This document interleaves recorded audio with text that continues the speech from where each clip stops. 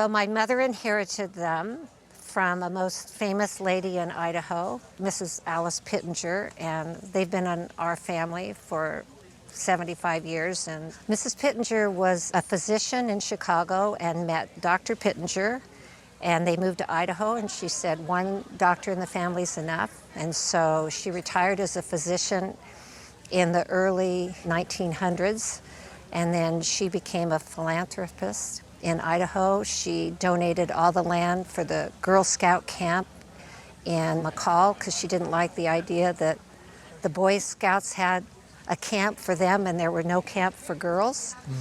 She started the first children's home in Boise, Idaho. She was a grand lady.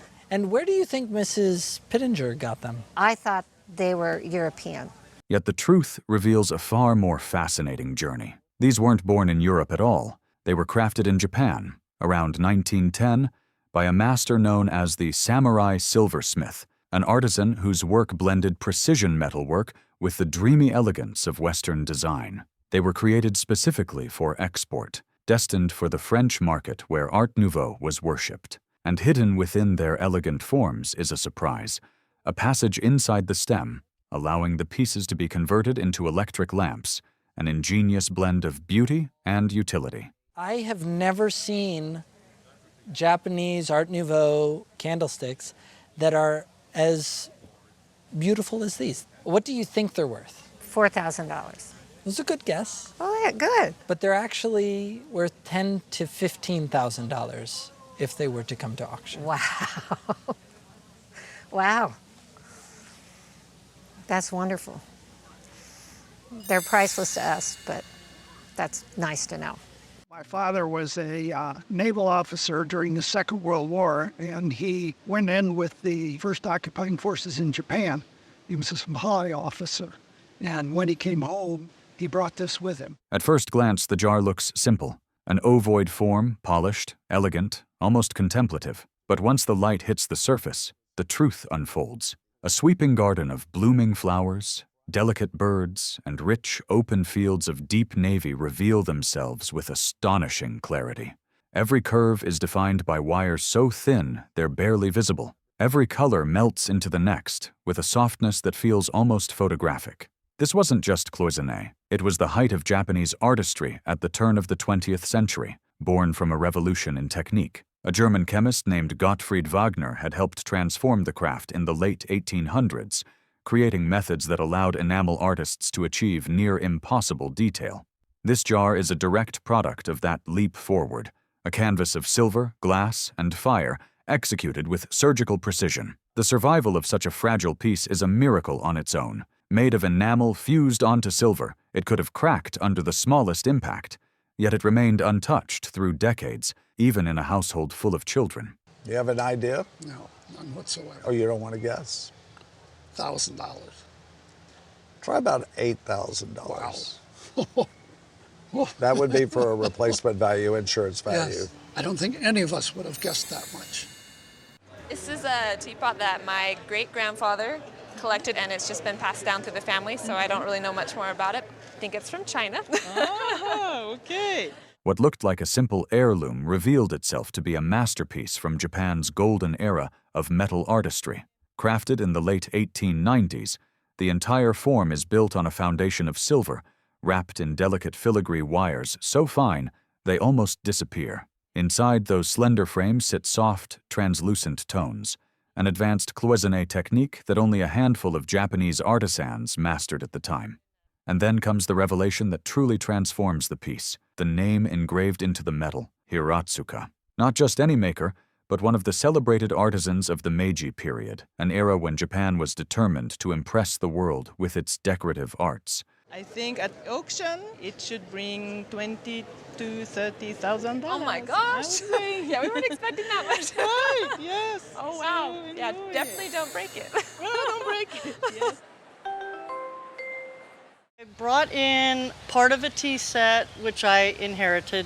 My mother passed away in 2006, so I've had them for the last 12 years. My father purchased it at auction in San Francisco around 1961 or 62.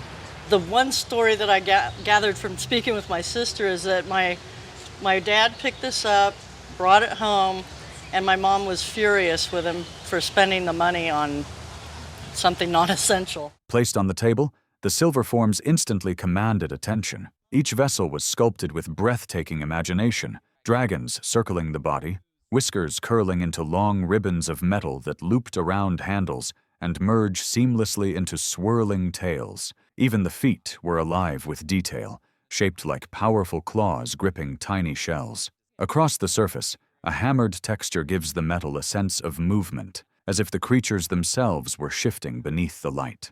These weren't decorative curios, they were masterworks forged in Japan during the Meiji era, a period when Japanese artisans blended ancient symbolism with newfound Western influences. The marks beneath the bases confirm it, pure sterling silver, crafted by the distinguished maker Konoike, whose work often pushed the boundaries of metal artistry. Near 1900 in date and extraordinary in craftsmanship, this pair represents only a fraction of the original 18-piece set. Yet even alone, they carry immense weight. Their rarity, condition, and maker elevate them into the realm of significant Japanese silverwork.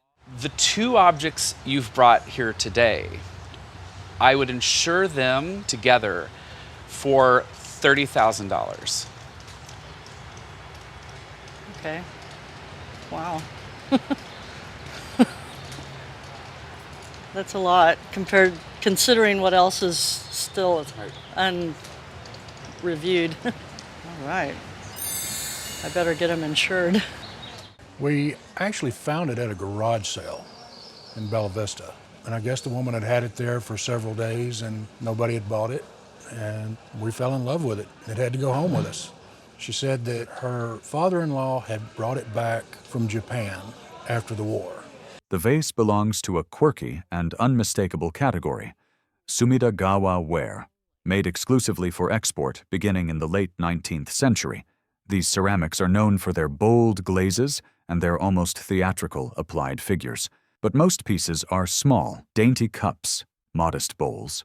A towering vessel covered in detailed characters is something entirely different. Across its surface, groups of monks and sage-like figures seem frozen mid-conversation. Some clutch miniature pagodas, others lean toward their companions, faces twisted with exaggerated emotion. The sculpted details give the impression of a bustling narrative carved into clay, each character adding to the chaotic charm. It's humorous, dramatic, and slightly unsettling all at once. A small plaque identifies the maker, Ishiguro Koko, a student of the celebrated craftsman Inoue Ryosai. While little is known about Koko himself, one legendary story stands out. He once created a monumental vase featuring 500 figures. This piece, with its condensed cast of characters, echoes that ambition on a smaller scale. How much did you pay for this? We bought it for $150. Well, at auction conservatively today, you would be looking at somewhere between $6,000 and $10,000. Oh, wow. Really good investment for $150, but it will stay at the house. It's got a home with us for sure. It's been in the family since World War II. And my father, when he was 14 here in Arkansas, ran away from home because his father was in Europe fighting. And my dad wanted to join the Army too, but at 14, the Marines said no, the Army said no. So he thought he would head toward Canada and join the Canadian forces and deploy from there. Well, he didn't make it to Canada because his uncle found him before he crossed the border. But his uncle did take him to a military store, a large one, Bannerman's in New York, where he saw this helmet and bought it. The piece is a Japanese Namban kabuto, forged in russet iron around the late 1700s or early 1800s. Its form echoes Portuguese and Spanish helmets of the 16th century, an influence absorbed when Japan briefly encountered European armor styles. Once, it would have included a broad tiered neck guard and a fitted leather interior, transforming it into a fully functional battlefield defense. But what sets it apart is its spiritual power. On the front, the Buddha of infinite light stands upon a cloud, descending to guide the faithful toward paradise, a symbol of courage and divine protection for the samurai who once wore it into combat. Do you have any idea what you think it's worth? Oh, absolutely no idea. I'd say just guessing between $2,000 and $3,000, I would probably say. Well, at auction, you're a little conservative. I would say at the auction block, somewhere between $6,000 and $10,000. Oh, wow. I won't put it on my head then. Never have. So I brought an Amida Buddha, which I believe is from the Edo period. My husband's great-grandparents brought it over from Japan in 1917. When his grandfather passed away in 2000, we obtained it, and we've been having him sitting in our dining room facing east for Very 23, good. for 23 years. The figure itself is Amida Buddha, the embodiment of boundless light and eternal life, a presence traditionally placed in home or community shrines. Though not the most ornate of Japan's many Buddhist images, this sculpture radiates serenity. The hands rest in a gesture of peace, the face softened by centuries of devotion, and at the forehead glows a third eye made from polished rock crystal. Every detail, gentle folds, curved lips, meditative posture, reflects the quiet mastery of Edo period woodcarvers. Created in the early 1700s, the sculpture began as carved wood, then coated in lacquer and gilded, giving it its warm, luminous glow. Age has left its marks, cracks in the lacquer, faint separations in the wood. But these flaws only deepen its presence, evidence of hundreds of years of reverence. And then comes the revelation. You've learned a great deal and you've honored and loved this for a while, but there's a little secret within that I bet you don't know. I don't know any secrets about it. Well, I'll give you a clue, and I'll be gentle in doing this, but Okay. I wonder if you've ever come to realize. Oh, yes, I have heard that. Yes. Inside the hollow body lies something extraordinary, a consecration scroll. Before statues like this were placed in shrines, monks inserted written prayers into a small internal chamber, sealing the cavity beneath fabric and lacquer. The faint rattle inside is that sacred scroll, still intact, still fulfilling its purpose. It being of considerable age, considerably good quality, and just of striking appearance, I think at auction today, I would place what is perhaps a conservative auction estimate of $3,000 to $5,000. Oh, wow. That's great. Thank you so much for bringing it in. Thank you. We love it. It came from an estate sale in Boulder in the 80s. It was somewhere between $60 and $90 at the absolute most. I just find it fascinating, all the little joints. The sculpture is a fully articulated model of a spiny lobster, created in Japan around 1900. Each joint is built from tiny polished copper components, fitted together by hand with such engineering skill that the creature seems almost alive. The underside reveals a signature, Masaaki, a name unfamiliar even to specialists, yet his anonymity tells its own story. In the late 19th century, Japan underwent dramatic industrial reforms that reshaped entire professions. One of the trades most affected was the centuries-old craft of samurai armor making. As traditional armor vanished from use, many skilled artisans suddenly found themselves without purpose. Rather than letting their abilities fade, some adapted, channeling their meticulous metalworking skills into articulated sculptures of animals, insects, and sea creatures. These pieces were often sold to Western collectors, becoming artistic bridges between Japan's warrior past and its rapidly modernizing present. This lobster is one of those creations. Rare, intricate, and full of motion, it captures a moment in Japan's history when ancient craftsmanship transformed into a new art form. So it dates at around 1900. I'd think that reasonably one could expect to get $2,500 to $3,500 for this at auction. Thank you very much. That is my Tiffany tray. I bought it many years ago. I admire Tiffany things, and so anytime I would see something Tiffany that I could afford, I would buy it. So I've had this tray since the mid-70s. I bought it at an antique show that traveled to Atlanta every year. I think I paid $95. My husband thought I paid too much for it. Shaped like a curling gourd, the tray looks almost alive. The copper base glows warmly, while precious metals weave across the surface in a delicate dance. A silver stem bends softly across the top. Vines coil in graceful arcs, and small leaves gleam with cool, sterling brightness. A dragonfly drifts across the surface, its wings made of gold. But the most arresting feature is the mottled gourd at the center. Crafted using an astonishing Japanese technique known as mokume, created by bonding and layering different metals until swirling wood grain patterns appear. Though made by Tiffany & Company in 1878, the tray carries unmistakable echoes of Japanese influence.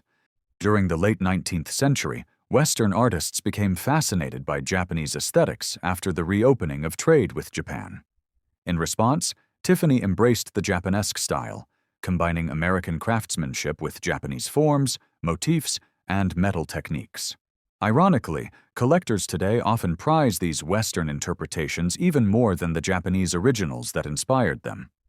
Despite some age-related discoloration, the tray remains a star of the aesthetic movement, rare, bold, and unmistakably Tiffany. As a mixed metal tray, silver on copper, if it didn't have the gold, you probably would be talking a few $1,000s, $3,000, $4,000, $5,000. The addition of the gold pumps it up to maybe $8,000 to $10,000.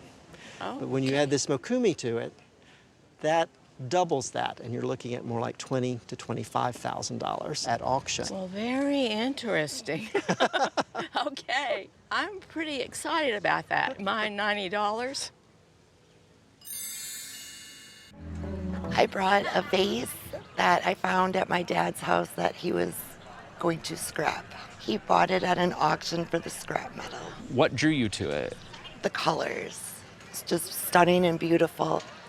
The piece is a triumph of 19th century French design created by Christofle & Company and dated 1874. At first glance, its sweeping form and intricate enamel panels feel exotic, and that's no accident. During this era, Europe was swept up in a frenzy for Japanese and Chinese aesthetics. After Japan reopened to the West in the mid-1800s, artists and designers across Europe embraced Asian forms with electrifying enthusiasm. Christofle, originally a jewelry firm, was at the forefront of this movement. By the 1870s, they had mastered new electroplating technologies that allowed gold and silver to bond seamlessly to bronze. Into this world stepped Emil Reiber, the visionary designer who shaped the artistic identity of the company. His fascination with Asian art sparked creations blending Japanese refinement with French innovation. This vase is a perfect example of that fusion. Its silhouette mimics the ancient Chinese hue vessel, once used for water or wine. The bronze surface is richly patinated, accented with delicate gilding and cloisonné enamel panels glowing with jewel-like color.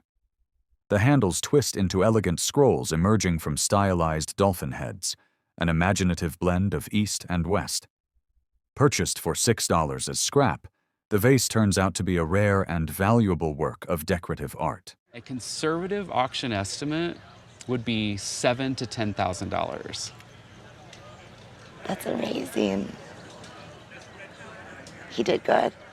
He did very good, and you did good by saving it from the scrapyard. Yes, I did good too.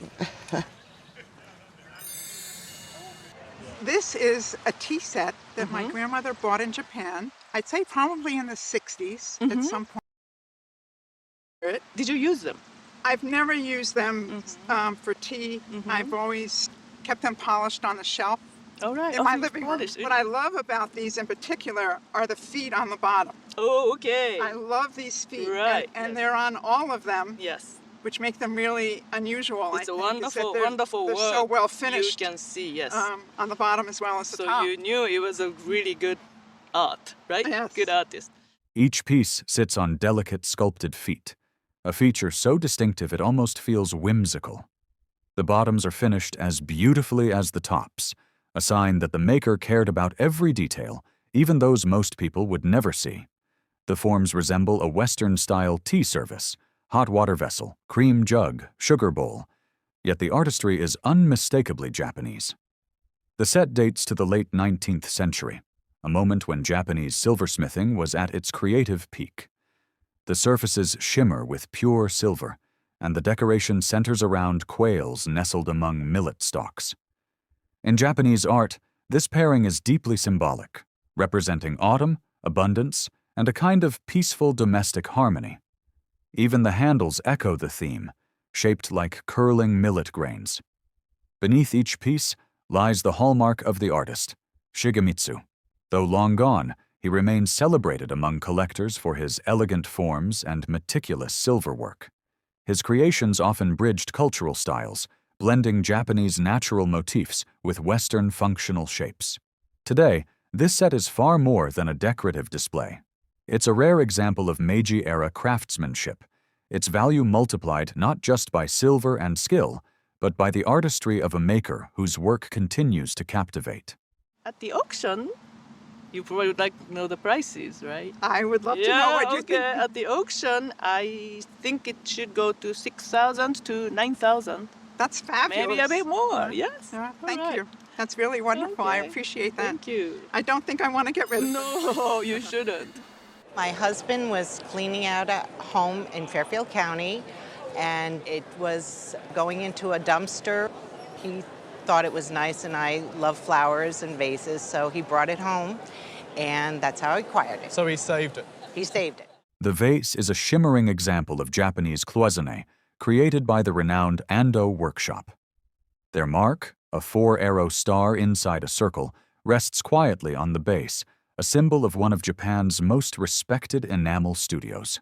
During the Meiji era, Ando produced some of the finest cloisonné in the world, and although their quality shifted slightly as they moved into the 1920s and 30s, their craftsmanship remained exceptional. This piece glows with a soft sky blue background, a color that seems to hold its own light. Silver mounts frame the rim and foot, adding elegance to the soft curve of the form.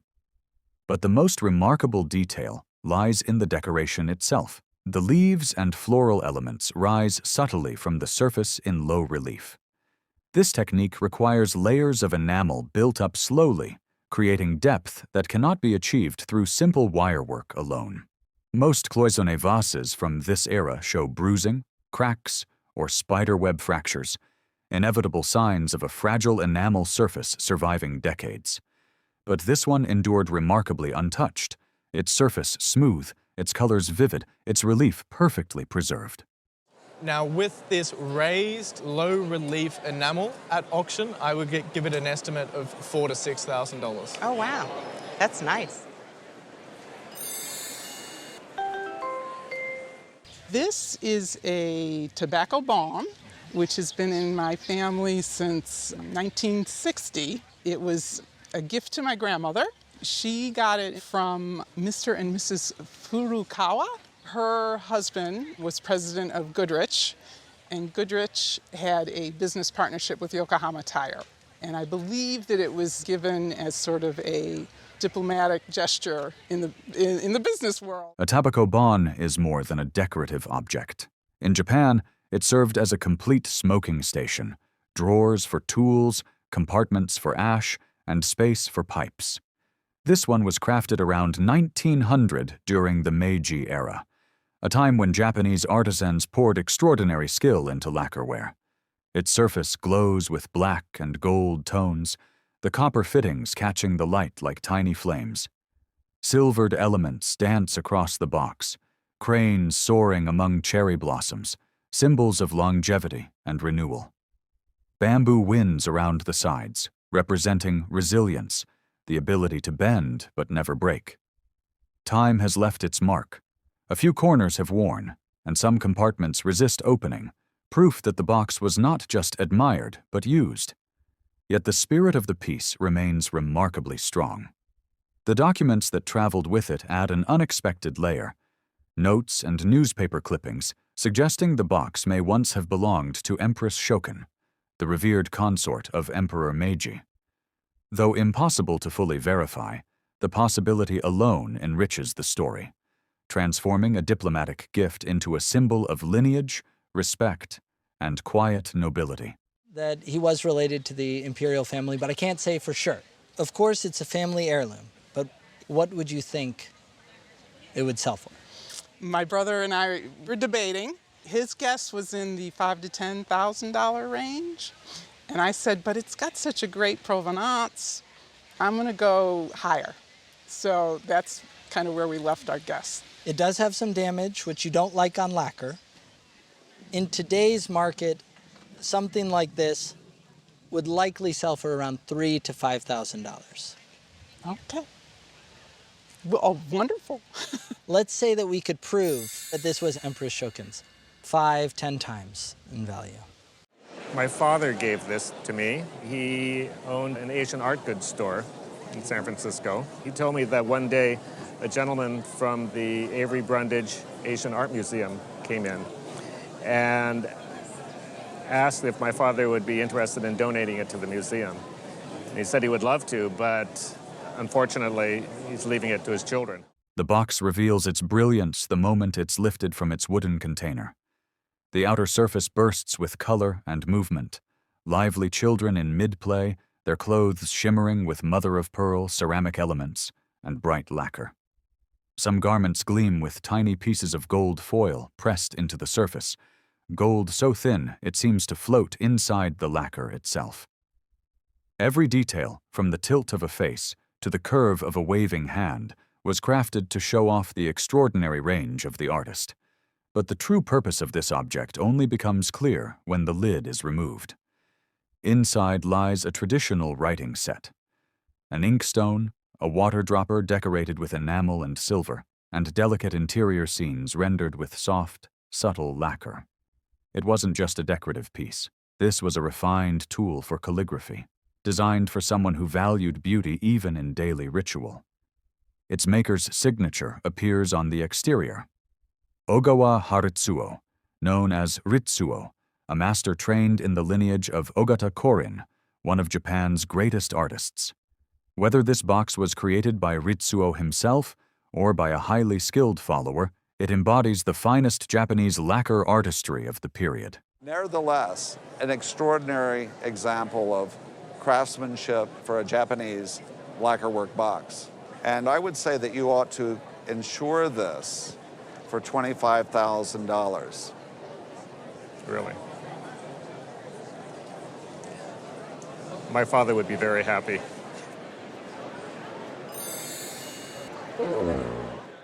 My friend Linda, who is now 81, gifted this to me about 5 or 6 years ago. Her father traveled extensively and the late 60s, early 70s, and he went to Japan and he went to the factory where this was produced, and that's where it was purchased. At first glance, the box appears like a window into another world. Against a deep black lacquer background, cranes sweep across a shimmering sky above stylized waves, their wings caught in touches of silver and gold. Every element has been meticulously layered. Lacquer polished to a mirror finish, metalworked details added with the precision of jewelry. Cranes, symbols of long life and happiness, glide effortlessly across the surface, giving the piece both elegance and quiet spiritual weight. Inside, the artistry continues. The fitted interior contains an inkstone, an ink cake, multiple lacquer-handled brushes, and a silver container for writing tools. Each element reflects a different traditional craft: silversmithing, brushmaking, lacquer carving, and painting. Together, they create a unified object meant not just to hold tools, but to inspire the act of writing itself. Dating to around 1900, the box represents the height of Meiji period lacquer artistry, when Japanese craftsmen blended traditional symbolism with unmatched technical skill. What do you think it's worth? There was a receipt. When he purchased it, he paid around $2,200 US dollars for it. And that's a lot of money in Yeah, 1966. 66 is when he bought it. And so, well, I would hope it has doubled in value. That would be nice. Its rarity, condition, and layered craftsmanship make it far more than a simple desk accessory. It's a work of art with a market value that far surpasses even its original 1960s purchase price. I think that in an auction situation, this would realize somewhere between $10,000 and $15,000. Wow. Wow. Blows my mind. Really? Oh. Well, I don't know what to say. Wow, that's wonderful. It was a gift from a friend that I have. She met her husband in France. He was military. 2 years later, he came back and they married in France. They moved to Peaksville, New York, and he sent this piece of souvenir to his mother. At first glance, it looks like nothing more than a jagged piece of metal, scorched, rusted, and silent. But the small note attached to it reveals a far bigger story. In 1942, a Japanese submarine surfaced off the coast of Oregon carrying something unexpected inside a watertight hangar, a small seaplane. Its mission was bold and unprecedented. Launched from the submarine's deck, the aircraft flew inland and dropped bombs on the Oregon forests, the first and only time the continental United States was ever bombed by an enemy aircraft during the war. Afterward, the submarine disappeared beneath the waves, evading American forces for weeks before resurfacing to attempt a second strike. The fragment preserved in this keepsake is believed to be from one of those bombs. To the soldier who found it, it wasn't just metal. It was proof of a moment that defied expectation, a story almost too strange to be real. He mailed it home with a brief message to his mother, never imagining it would one day become a piece of wartime history. Though small, the fragment represents an extraordinary chapter in the Pacific War. A reminder that the conflict once reached American soil in a way few understand today. Conservatively at auction, I was thinking maybe a few $100s. In a well-publicized auction with a lot of history supporting it, maybe as much as $1,000. Wow, very nice. So this was given to me by my father, who got it from his father. So my grandpa worked at the Mare Island shipyard during World War II. He got it from a serviceman returning from the Pacific Theater at the end of the war, came off the ship, said he was tired of hauling it around, and asked my grandfather if he wanted it. And he said, sure. The serviceman said that he had cut it down from the wall of a Japanese officer's hut. He had painted this on the canvas side of his tent of the Japanese fleet, and when they took the island, I'm not sure which one, he just cut it down and took it with him for the rest of the war. The artwork is painted on a repurposed piece of military canvas, patched and restitched long before the artist ever touched it. And yet, despite its rough material, the image is striking. The unmistakable silhouettes of Japanese naval warships, their towering pagoda masts rising like tiered temples above the decks. These masts were unique to the Imperial Japanese Navy, giving the ships a dramatic, almost mythic profile. A bold rising sun ensign flies from the rear of one vessel, leaving no doubt about its origin. The scene represents a powerful moment in Japan's wartime naval vision, the ambition to draw the American fleet across the Pacific into a single, decisive confrontation. History, of course, took a very different path. But this painting carries far more than strategy. It is a piece of personal expression created by a Japanese officer or sailor, rendered on the interior canvas of a tent, perhaps during a quiet moment between battles. And once the island fell, it became what the military called spoils of war, a legitimate battlefield souvenir rather than a looted personal belonging. So clearly, this was a damaged and repaired piece of canvas before the artist even started painting on it. But it is a beautiful thing. It displays well. I would put a retail price on this in the neighborhood of $2,000 to $2,500. Wow. Okay. That's great. I got it at a estate sale. I paid something under $50. Oh, wow. My husband thinks it's ugly, and he didn't want me to bring it today. It's beautiful, though. I think it's beautiful. Its surface shimmered softly, not with patterns outlined in wire like most cloisonnés, but with colors that seemed to drift and fade as naturally as watercolor on silk. What she brought home wasn't just a vase. It was an example of one of Japan's most exquisite enamel techniques. This is mousson cloisonné, created in Japan during the early 20th century, around the 1910s. Unlike standard cloisonné, where thin metal wires contain the enamel, mousson removes those wires during the firing process. The result is a seamless, mist-like gradient of color, flowers emerging from a haze, petals dissolving into background tones, shadows and light blending into one continuous surface. It looks painted, but every tone is fused in glass. The form is elegant, tall, and meant for display rather than practical use. But at some point in its life, someone pierced a hole into the base, perhaps converting it into a lamp, perhaps attaching it to a stand. That single alteration changed everything. For cloisonné collectors, condition is everything. A hole means it can no longer be considered original. In early 20th century. Wonderful.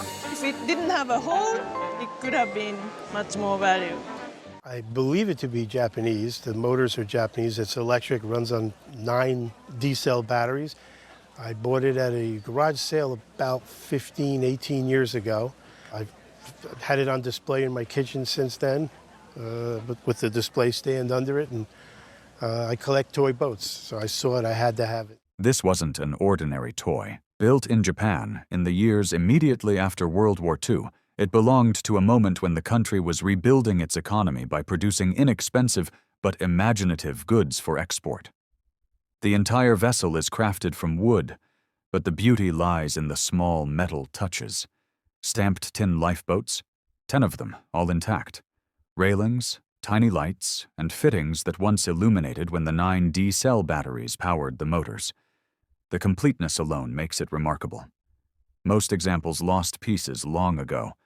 And then there's the scale. Collectors rarely encounter a Japanese post-war wooden boat of this size. It was meant to command attention, whether gliding across water or displayed proudly in a child's room. Even decades later, its paint remains crisp, its components well-preserved, its presence instantly nostalgic, calling back to Christmas mornings, backyard ponds, and the early days of battery-powered toys.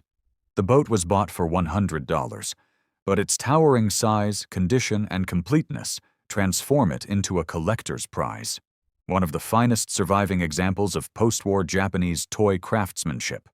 Well, I think it wasn't a bad buy. It's the largest I've ever seen. Today's world auction value, I'd put it $2,000 to $2,500. What? $2,000 to $2,500? Yeah. Wow. Yeah. Wow. I think it's just fantastic.